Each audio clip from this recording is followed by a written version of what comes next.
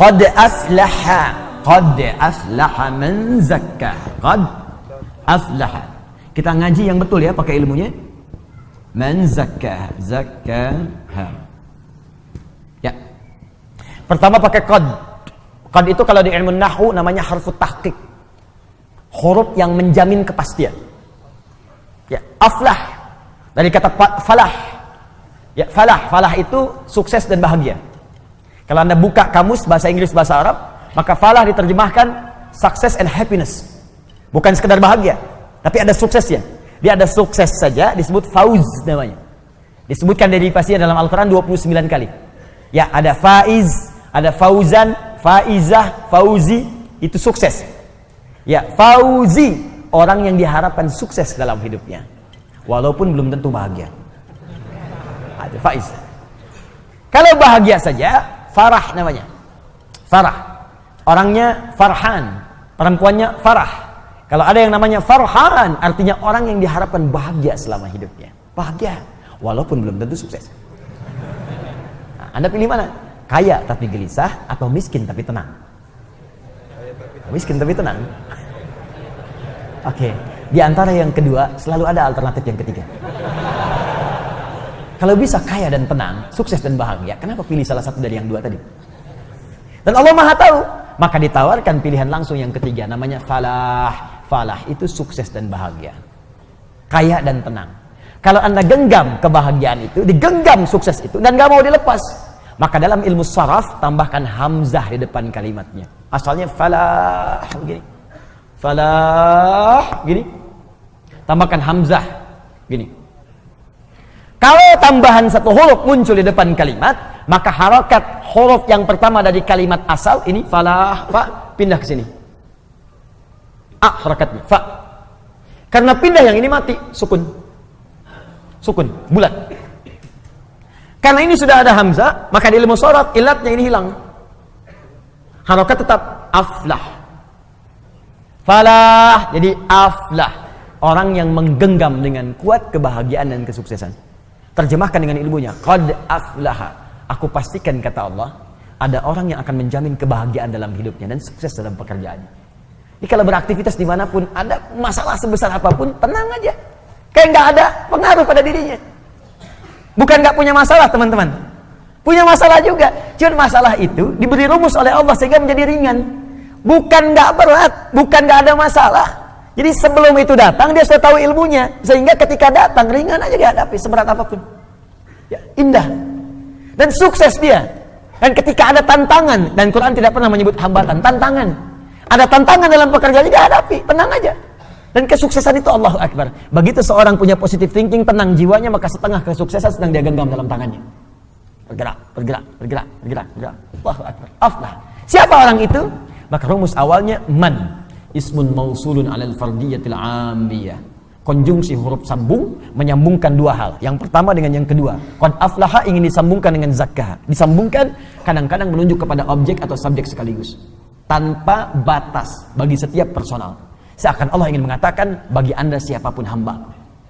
Tanpa batas. Laki-laki kah? Perempuan kah? Tua kah? Muda kah? Kecil, besar kah? Kaya, cukup kah? Kalau Anda ingin menggenggam kesuksesan dan kebahagiaan, maka zakah itu bisa Anda raih. Modal awalnya zakah, haknya kembali kepada nafsu. Zakah artinya menyucikan. Maka diterjemahkan dalam terjemahan, sungguh akan sukses dan bahagia orang yang mampu menyucikan nafsunya, jiwanya. Baik, kembali ke sini. Kalau nyuci itu dibuang kotorannya atau dibuang pakaiannya, bendanya? Bendanya atau kotorannya? Papa mau nyuci dulu nih, cek, picun ke Citarum. Bukan bendanya, pasti kotorannya kan? Baik, sekarang saya tanya, ada nggak seseorang mencuci pakaian kalau pakaiannya nggak kotor? Mustahil. Nggak ada, mustahil Joni, ada orang nyuci tapi nggak kotor, mustahil. Nyuci itu dilakukan kalau bendanya kotor. Gelas kotor, cuci. Baju kotor, cuci. Ya, muka kotor, basuh. Basuh. Cuci, ayo bilas dengan rinso tuh muka. Cuci, bersihkan, bersihkan, bersihkan, bersihkan. Bersihkan, cuci. Mencuci itu artinya menghilangkan kotorannya, bukan menghilangkan bendanya. Nah sekarang, ini dalam sekali ini. Ini bawa ke teori nafsu. Nafsu itu dibuat oleh Allah, bukan ingin menghilangkan jiwanya. Tapi dihadirkan supaya mengangkat yang bersihnya, yang takwanya supaya muncul. Sebab kalau nggak ada kotoran, yang bersih nggak akan nampak.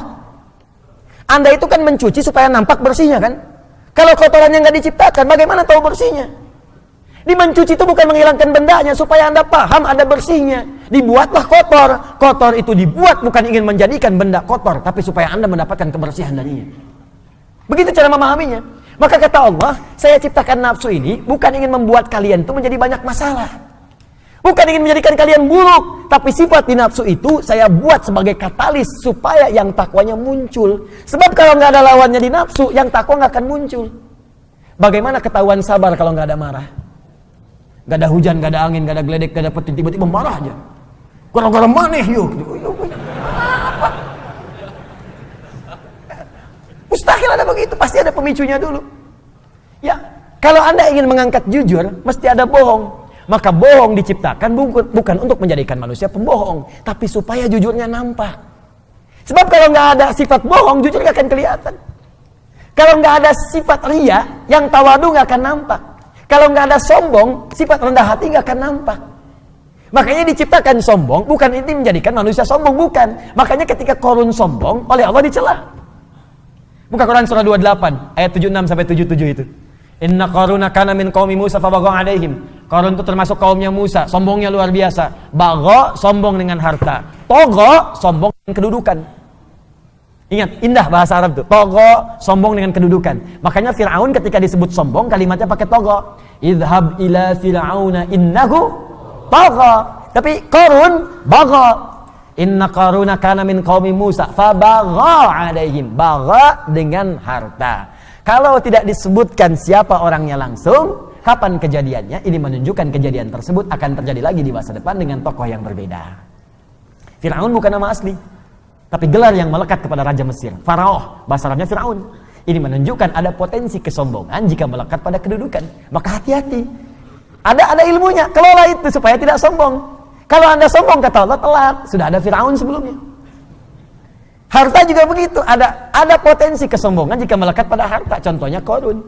Qarun sombong, hartanya banyak. Disebutkan di Al-Quran, wa inna mafatihahu latanu bil usba. Sungguh kunci-kunci berangkasnya saja kalau dipikul oleh bodyguardnya beratnya luar biasa. Bodyguard kemana-mana, bukan ngawal orangnya, bawa kunci berangkas, bukan buat pamer doang. Mana-mana, 8 orang, 10 orang mangkat begini. Pikulnya berat, cuman kunci berangkasnya aja. Saya sering tanya ya pada beberapa kawan, Anda kalau punya berangkas satu tuh, kuncinya di-upload, tuh dipublikasikan atau disembunyikan? Disembunyikan tuh. Oh, kalau di-upload dipublikasikan, Anda celaka sendiri. Kunci berangkas saya, besok udah selesai. Qarun tidak, saking banyak hartanya, bukan cuma di-upload, dibawa kemana-mana. Nih kuncinya nih, mau nyuri-nyuri aja, nih ada bodyguard berat bawa kuncinya. Qarun, hartanya sekarang masih dicari. Mau kemana Pak? Saya sempat tanya. Ke laut Pak, ngapain? Cari harta karun. Harta karun masih dicari. Sombong dengan harta, bagha, ditegur oleh Allah. Apa jawaban Allah? Wabtaghi fima ataqallahu daral akhirah wa la tansa nasibaka minad dunya. Hai Qarun, saya titipkan harta ini bukan untuk sombong. Kelola itu.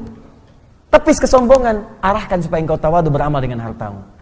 Kalau ada orang sekarang baru punya Ferrari 1 sudah sombong, cuma dipanasin malam, balapan sama taksi, bolak-balik gaya doang. Telat. Kalau ada yang begitu datang bawa Ferrari cuma buat sombong, bilang, "Pak, telat." Kasihan kalau sama Qarun, khasabna, datang likuifasi, dilipat semuanya. Maka kembali ke sini, perhatikan baik-baik. Jadi ternyata rumusnya begini. Rumusnya paling cepat seperti nyuci tadi. Diciptakan, dibuat yang kotor ini bukan menjadikan diri kita penuh dengan masalah dan supaya berulah, tidak. Tapi supaya menjadi katalis supaya yang baiknya muncul. Ini poinnya. Sebab kalau nggak ada yang ini nggak akan muncul. Dan cara menyikapinya sederhana. Begitu muncul di hadapan kita sifat yang jelek, maka cepat cari lawannya yang baik. Cuci. Cuci itu artinya datangkan yang bersihnya, yang kotornya tutup. Jadi kalau ada teman Anda misalnya marah-marah pada Anda, apa lawan marah? Sabar. Maka ketika dia marah, kita sabar. Itu yang dimaksud dalam ayat Al-Quran, idfa' billati hiya ahsan. Jawab. setiap keburukan yang sampai ke kita dengan respon yang lebih baik.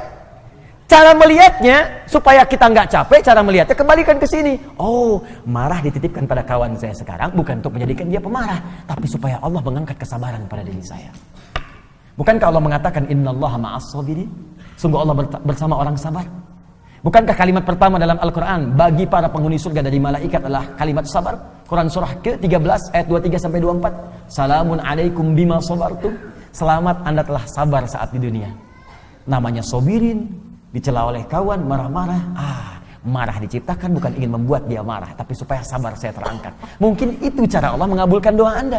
Bukankah selama ini Anda berdoa kepada Allah, ya Allah jadikan aku dekat denganmu, ya Allah masukkan aku ke surga. Kalimat pembuka surga, sabar. Sabar lawannya marah. Begitu orang marah, sebetulnya Allah ingin menanamkan pahala dan menjawab doa Anda saat sebelumnya Anda meminta. Jadi kalau ibu di rumah bu, suami pulang tiba-tiba marah, berbahagialah ibu. Karena marah diciptakan bukan ingin membuat suami jadi pemarah, tapi supaya mengangkat kesabaran dalam diri ibu. Mungkin dengan sabar itu, kekuatan ibu bertambah untuk menghadapi problematika lebih besar di kemudian hari. Jadi kalau di hari itu ibu belum lulus, bagaimana menghadapi tantangan lebih besar di kemudian hari? Ada masalah di depan yang lebih dahsyat lagi, perlu kekuatan lebih. Kalau pada yang ini aja Anda gagal tidak bisa melewatinya, bagaimana bisa mengatasi persoalan yang lebih besar di kemudian hari? Itu prinsipnya. Ya begitu ada suami datang marah-marah, Masya Allah, Alhamdulillah, sabar. Kamu senyum lagi, kenapa? Sabar. Alhamdulillah Pak, saya yakin, Mama yakin, Papa itu bukan pemarah. Emang? Iya. Maafkan ya Pak, kalau memang marah itu dari Mama yang salah. Semoga Allah muliakan kita, mengangkat kesabaran kita semua. Indah, selesai.